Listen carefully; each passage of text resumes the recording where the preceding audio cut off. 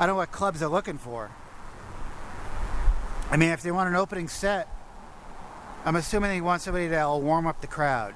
And usually the best way to warm up a crowd at a comedy show is to not give them your life story. Right? You don't give them your life story like right off the bat. You just got to tell one-liners. Like a pro. So I'm going to tell one-liners like a pro for a while. Like, pretend none of this expository shit ever happened. Just know it's like the Phyllis Diller set. And the goal is to get 12 laughs a minute. So it's a laugh every 5 seconds. Like, which is insane. That's the record. Phyllis Diller has the record. Just so you know. If you're a comic, yeah. It's like fast. So get ready. Alright. Now we're going to get started, alright? So, hey everybody, I'm Mike Coppolino. I'm a stand-up comedian. Great. So, now people keep telling me I live in a bad neighborhood because I live there. And it's actually not true. I actually live in a bad neighborhood because I built my own house. I didn't follow any rules. So I think nitrous oxide kills brain cells. Yeah, it kills all the brain cells that get in the way of your job at a gas station. I actually have PTSD from being myself. Me and my wife have been having trouble lately with the love life. That's already a joke. No, she suggested we get the role playing to spice it up, and I agreed because I'm me. So now twice a week she pretends to be a waitress at a truck stop, and I pretend to be more attractive. Thanks. Yes. So me and my wife got into a huge argument because we're Italian. Thank you. Last week I entered a self-deprecation contest. Yeah, I didn't win and I came in first place. So I train drug-sniffing dogs for a living. I train drug-sniffing dogs for a living, but I don't train them for the cops. I train them to live in condominiums. Yeah, but if you're going to train a drug-sniffing dog with all your extra drugs, don't use cocaine to train them. Yeah, because it just trains them to count your money. Yeah, they still shit on the carpet because of all the shit the cocaine's cut with. Oh, man. Bath salts get a bad rap, don't they? Bath salts? Yeah, sure. Just because some guy cheats someone's face off on a bicycle path in Florida doesn't mean the whole experience is so terrible. I mean, it's true. Yeah, for every guy that cheats someone's face off high on bath salts, there's like 2,000 people just visiting the emergency room with a shampoo bottle shoved up their ass. And everybody else high on bath salts has a great time, you know? People like me. You know, but whenever I smoke bath salts, I always like to roofie my own drink, just as a precaution. You know, that way when I get that urge to chop off my dick and jump out a window, you know, I can quit being so impulsive. Just tamp those emotions down, you know? Oh, man. So hey kids, what's the worst thing about doing cocaine in a bathroom? It's having to smell everything twice as much. Actually, it's not seeing your kids on the weekend. That's the worst thing about doing cocaine in a bathroom. Oh, man. So hey, I look like I smell?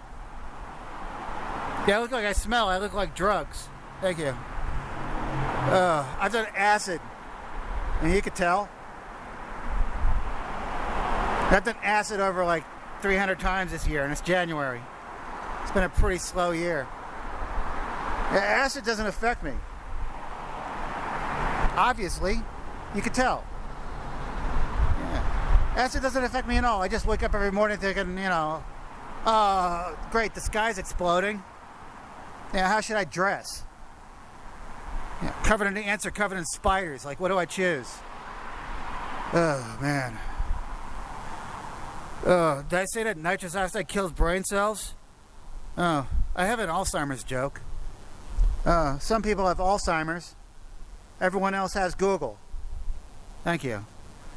I heard William Shatner's version of 8675309 the other day, and it wasn't very melodic. Yeah, William Shatner just kept repeating the number until you got it. He just kept saying 86, 75,399. Ugh. You ever throw up on yourself because you're too fucked up to get out of the way? Oh, me neither. Thank you. I actually threw up on myself so I wouldn't have to clean my car. Yeah, I did it because I was smart. Yeah. I had to keep my eyes on the road while I was throwing up, so I just threw up on my chest. Yeah, it's the safest way to throw up in a car. You know, and then, I just had to pull over, step out of my car and brush off all the vomit, and then went right to work. Yeah, because I'm essential to my job. And I gotta make child support payments. Yeah. I'm actually like an imitation dad, because I'm a comedian, so I have to tell dad jokes. But I'm an imitation dad because I don't have any kids. So I'm just like a successful comic. I have my own thoughts and everything. But I have to tell dad jokes, so... sometimes these, comics, walk up to me and they wish I was their dad because I'm older than they are. And then I laugh in their faces because I knew if I was their dad, I wouldn't be funny or cool. Yeah, I'd just be worried all the time. Like, who is my kid doing drugs with? Why doesn't he have a business plan? Ugh. I saw the Wonder Woman porno the other day. Yeah, the Wonder Woman porno was the latest one. It's the one where Wonder Woman uses a vagina as a golden lasso. Yeah, she screws people and gets them to tell the truth. Yeah. It's pretty good porno, but didn't have much of a budget. Every time Wonder Woman screwed someone, they just told her they were addicted to heroin. Oh. Man. So I manscape, you could tell. Yeah, I manscape like a real man. I use a lighter. That's what a real man does. Yeah, because a real man smells like barbecue, and chicks really dig that. Super manly. Also, if you ever have to get to the ass and you're manscaping, and you're using a lighter, you don't have to look at it. You don't have to prop up a mirror and go into that alternate dimension with your tools. No, you just use a lighter. All you have to do is just listen to it. You just listen to your lighter doing the work. It's like, tss, tss, tss, and then you're done. And then your baby's smooth. Super manly because it's a skill. So I could make a crack pipe out of anything. I can make a crack pipe out of anything. Because I grew up in the 90s. I could make a crack pipe out of a socket wrench or a car antenna or a piece of fencing. But now I can make a crack pipe out of crack. Yeah, super efficient. I just hold the crack and light myself on fire. Oh, it's the truth. So anyways, I was talking to my financial planner the other day. Yeah, I have a financial planner because this is a sight gag. Yeah, I was talking to my financial planner. Anyways, after going over the books, we decided my best option for retirement would be to take enough drugs to hallucinate a condominium. Yeah, that way I could sell the condo, I could buy more drugs, and I could hallucinate a 3-bedroom house with a swimming pool. Yeah, seems like a great plan. Yeah. Only trouble is every time I meet this financial planner, we do all the drugs and his office is still a coffee shop. So I don't know. I don't feel like we're smart businessmen. I suggested, hey, why don't we just take enough drugs to hallucinate more drugs? Or why don't we just eliminate the middleman? He said we shouldn't do it. I did it anyways, and now I live in Greeley. So anyways, I'm the spokesperson for extreme sobriety. And I spell extreme with 3 E's. Like I'm super great at spelling. That's the qualification. But sometimes I get paid to go to high schools. And they drag me out in front of these high schools during pep rallies. And I have to tell them about the evils of drugs. I have to tell all these high school kids about the evils of drugs. Because I'm a paid actor. And what they do is the vice principal talks about drugs, and then he brings me out there in an orange jumpsuit. All shackled and everything from the jail. And I have to tell these kids how I did a bunch of drugs in a hotel room and now I get raped in prison. That's what I have to tell these kids, you know? It's bad. It's like 45 minutes of it. Oh, man. I mean, what do I have to tell these kids? I have to tell these kids about meth. And I say, hey, you know, what's the worst? Oh man, I say, hey, the early bird gets the worm, right? Because you're ambitious, you know. But the meth bird stays awake. So in that scenario, who really gets the worm? You know, early bird or meth bird? And it's actually the early bird that gets the worm because the meth bird is never hungry. Yeah. You know, I smoke Jimson weed. That's what I tell these kids. I smoke Jimson weed because I was experimental for a while. Yeah, I did it once. I smoked Jimson weed once and I went blind for 3 days. And when I woke up in the hospital, I thought I was the guy that invented the word dude. And I just stayed that way for 1.5 years. I was just sleeping on couches. But now I'm much better. And now I know what day it is. I could drive a car. So my schizophrenic roommate has a large collection of samurai swords. Because that's the kind of rent I can afford. It's $200. Thank you. So I've had my troubles with cocaine, if you can believe that. I had trouble with coke for a while. Once it got so bad, I had to go to an NA meeting. I was so strung out. I had to wait for my paycheck around almost 3 minutes before I got any coke. So anyways, I'm a life coach. Yeah, I'm a life coach because, you know, people are desperate and need to be disappointed. You know, I have business cards too, and that's what you need.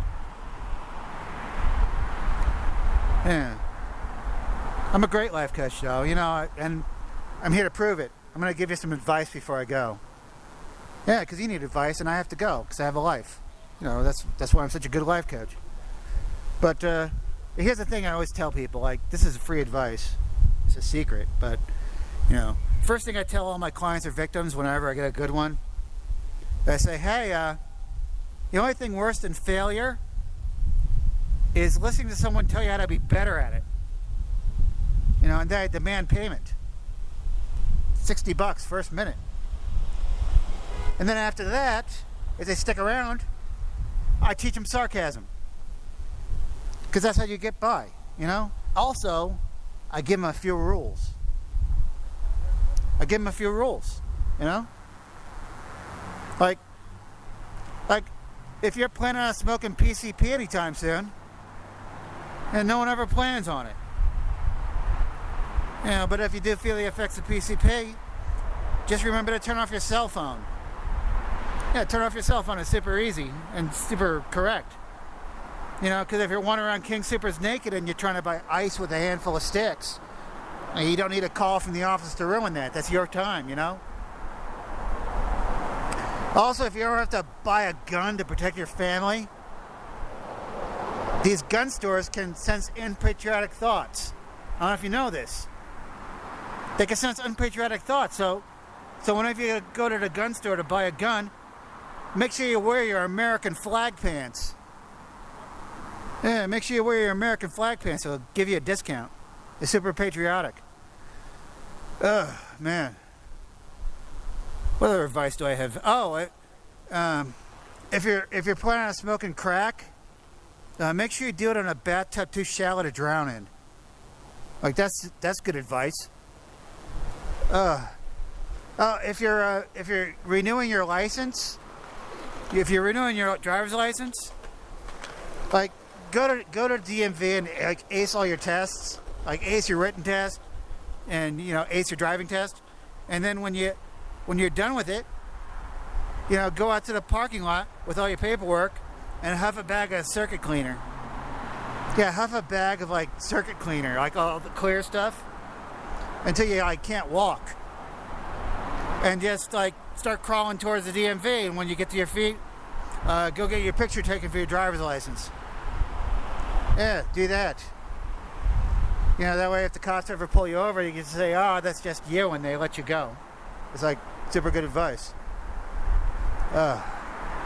Also, if Morpheus ever shows up, you know, Morpheus from the Matrix series ever shows up and says, hey, you got this choice of this red pill or this blue pill, just jack him and take both pills.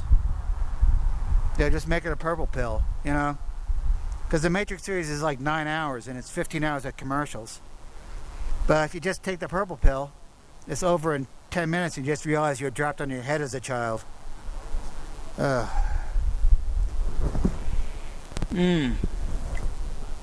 I think that's enough. That was like it. That was like some time. The next time will be funny though, because I was just like going through jokes. I wasn't actually pausing to think. So anyways, that's been it. I've been Mike Coppolino. That was just a practice. It was the Phyllis Diller set. So if somebody's in Vegas and they want to see like that, I mean, just talk to me on YouTube. Just talk to me on YouTube. I got this set in like 110 encores. Yeah, I have 110 encores, so you can listen to it. Anyways, I've been Mike Coppolino. Have a great day. It's been cold out. My hands are cold. Thank you. Thank you. Oh, this has been in the High Dive parking lot. I do this every Monday. So, it'll be either here or over at the Mutiny Information Cafe. Also, please buy a book, because that's how I make money. I got books being sold at the Mutiny Information Cafe. Yeah, the zines. The zines. They're $2 to $5. They're like all artistic and stuff. But anyways, that's it. Thank you. Thank you very much.